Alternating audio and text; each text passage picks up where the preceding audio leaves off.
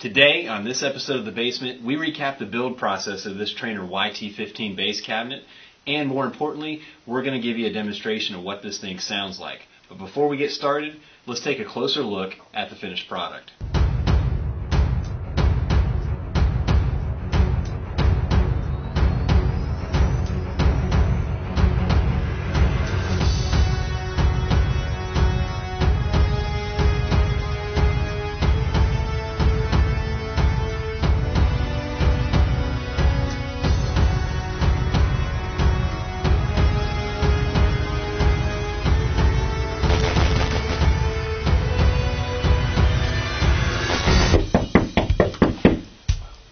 Who is that? Come on in, sit it right there.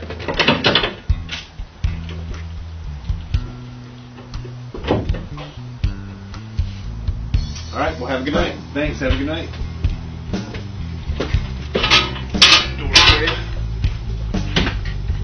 Alright, so I just brought it in for the very first time, and what I'm doing now is I'm just taking some Lysol solution just to knock the mold and the dust and the dirt and the grime from sitting in my sister's basement next to her landscaping trailer. So I pull the grill cover off, and you can see the giant gaping hole in the bottom speaker is the reason for this entire build project.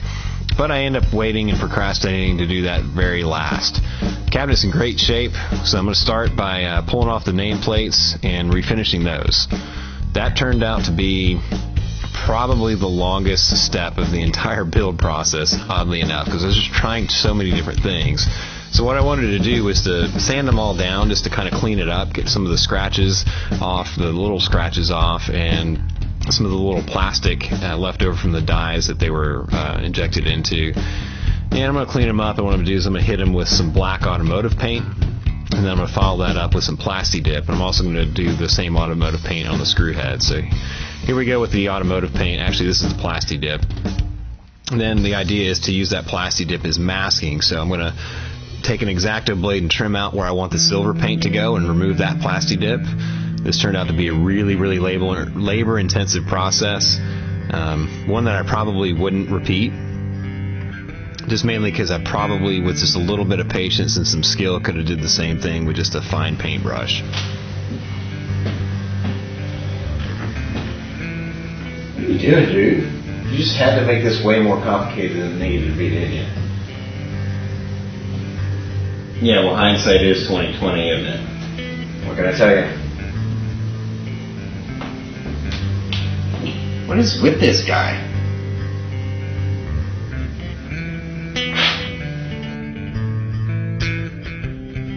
Alright, so now I'm finishing up the other nameplate, getting the Plasti Dip off of where I'm going to spray the silver.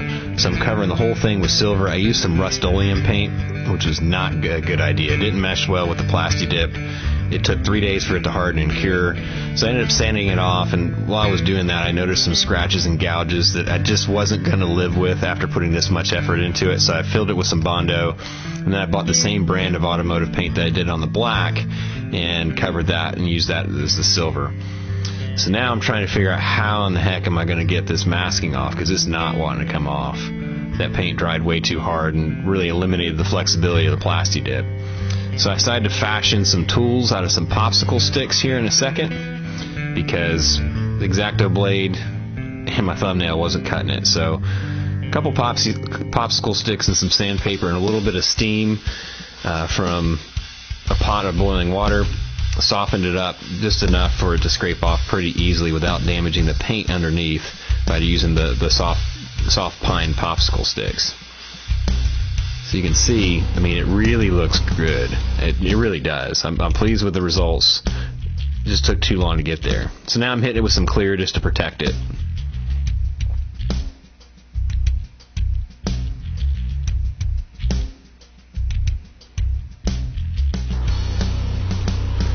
So you see the top of that Tolex. That's basically what happened after the Lysol solution dried. It just didn't cut it. So I decided to try a couple different cleaners, and what I settled on was actually Meguiar's vinyl top cleaner. Man, that turned out to be great at getting all that deep baked in grit and grime out of the grain of the Tolex. But then I noticed the silver. Dude, I told you were going to end up doing this. I mean, did you expect anything less? Not really. Well, have fun with that. Let me know when you're done. I'll help you carry the cab upstairs. Cool. All right, man, that sounds good. I'll give you a shout when I'm done. This guy. So, this silver paint, I was going to mask it all off and then try and carefully paint it and then unmask it. But I was like, man, I'm not going through that same exercise I went through with the nameplates. So I got lazy and I did patch the cracks in that corner binding with some Bondo, and then I just took the chrome paint that I bought and sprayed it into the cap and got a paintbrush and just touched up where all the silver chrome had chipped off. At the end of the day, I don't like how it turned out, but it's better than nothing. So now I'm trying to patch the scratches and scuffs and tears in the Tolex. I'm using super glue just to kind of glue everything down, and then I'm using Plasti Dip sprayed into the top and a paintbrush just to kind of fill it in and give it some texture. Turned out pretty well, but it required a lot of blending, which I'll get to here in a second.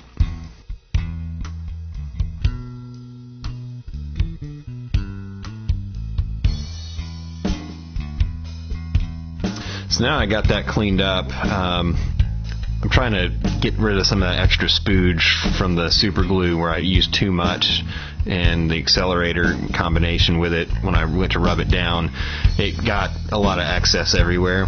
So I'm trying to clean that up with a toothbrush and some more of that vinyl top cleaner. It helps some, but not enough. There's still going to be a lot of blending. So what I ended up deciding to do to try and blend it was shoe polish kit. So man, I tell you what, that took care of a lot of the small scuffs that I wasn't going to touch up with the Plasti Dip, and blended everything so great. I absolutely love this trick. I would absolutely recommend it to anybody that's got an old vintage cabinet or head that they're trying to refinish or refurbish or just get to look nice. I think the results speak for themselves. It looks way better. Door's open. Come on in. I got a package for you. Oh, perfect. I've been waiting for that package. Just set it in the corner. Okay. All right, man. Thank you. Have a good one. All right, have a good one. So now it's time to do the grill cloth, and I want to give another shout out and a big thank you to Acoustical Solutions for supplying me with the grill cloth.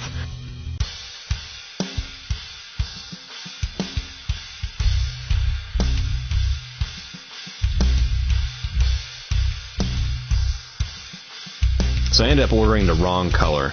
I ordered the gold and black weave versus the factory original silver and black weave, just because I didn't realize they had more than one color.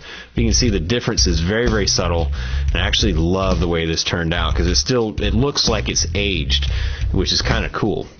So this is the second most tedious part of this entire build process, was just removing all these staples. It's nuts how many staples they used, and they weren't just like regular staples that I used with my staple gun to attach to the new fabric. These were like tiny, like paper, like staples used for paper. That's nuts. There's literally hundreds of them. So now I'm trying to be very, very careful and deliberate to stretch and pull it nice and tight and still maintain the same directional pattern that the original had. So I took some pictures to reference that prior to taking the old grill cover off of the faceplate, and it turned out pretty good. I didn't apply even tension when stretching it, so there's a couple spots where the pattern's a little crooked, but it's barely noticeable. So as a result, I was careful not to apply too much tension when doing the grill cover, and as a result, I ended up putting too little. It's a little loose, but once you pop the grill cover in the cab, you can't even tell. So at the end of the day, I'm pleased with it. If I had it to do over again, once I stapled one side, I should have clamped that down and then applied some even tension. What I did to get the tension even here was I did one staple on each side of center at a time and worked my way out toward the corners, and that seemed to work really, really well. But again, I didn't pull it tight enough because I didn't clamp it to have anything to work against the pressure of me pulling it. So I took a torch lighter and just kind of fused the edges of the fabric just to keep it from unraveling. It's kind of an old rock climbers hack that we use for climbers rope and webbing to keep those from falling apart. So now the part that I dreaded the most, which is reconing the speaker. So big thanks to Ron over at Northwest Speaker in Smyrna, Georgia for helping me source these parts. Definitely couldn't have done this without you, because I didn't have any idea what to order by myself. So big thanks again to helping me and giving me a couple of pointers on how to do this myself. So I tell you what, 45-year-old speaker adhesive was a pain in the backside to get off. I tried solvents, I tried scrapers, I tried wire wheels on Dremel tools, which ultimately weakened it enough for me to scrape it with a razor after the fact and then come back and with some sandpaper just to level everything off. That ended up being the way to go. So I got it nice and clean, so I wanted a smooth, even surface to glue the new components to. So now what I'm doing is I'm cleaning the voice coil cavity with some masking tape after shot vacuuming it out. And now I'm setting, just test fitting everything, and I'm trying to decide how to set the height for the voice coil to make sure that it doesn't bottom out when it's compressing, and make sure it doesn't extend too far out and pop out of the cavity. So I figured that out, set the height, and now I glue the voice coil to the spider. Spray some accelerant on it. I'm using some really thick super glue. That worked great. And then I used the same index cards as shims to space the voice coil, and that ended up being the perfect thickness. So now I'm trying to trim out the cone to match the opening for the voice coil, and deciding what to do with the dust cap, because the original dust cap is just sitting on top of the voice coil, and I decided, you know what, I'm just going to go and not mess with the dust cap, trying to trim it to make it be as factory. So I ended up just leaving it the way it was and covering the whole voice coil. But I tell you what, I was really scared and nervous about attempting this, but it was kind of fun once I got the hang of it, and I'd absolutely do it again.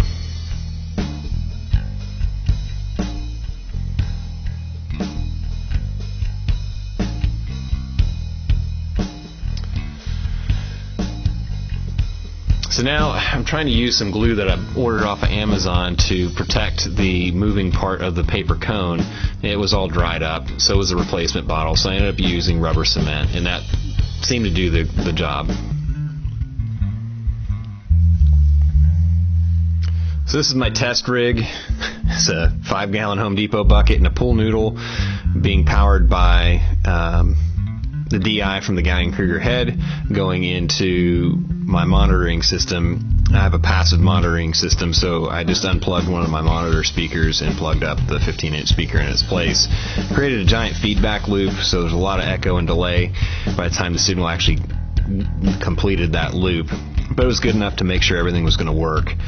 And now I'm just wiring it up and doing final installation. And man, I couldn't be happier. Turned out great. So let's hear what this thing sounds like.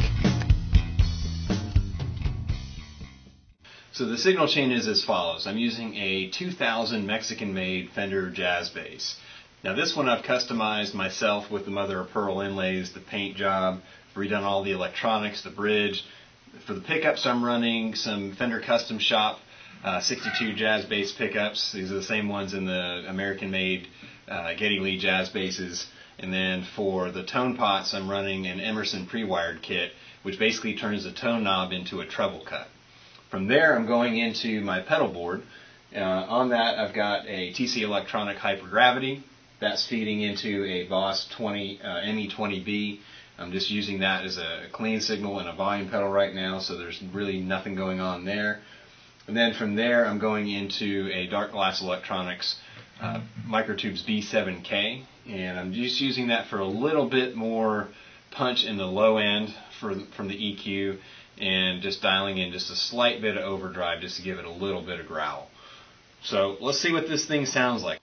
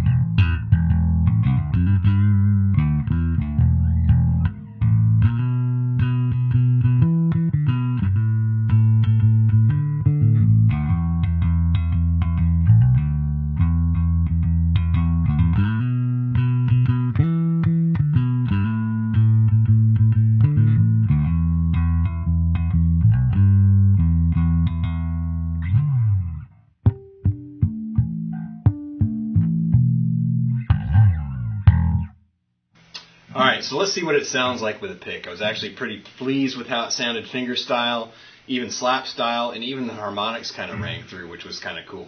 So for this pick demonstration, I'm going to dial in a little bit more dirt with the B7K, and I'm going to throw in a little bit of soft spring reverb courtesy of a TC Electronics Hall of Fame 2, just because I can. So let's see what it sounds like.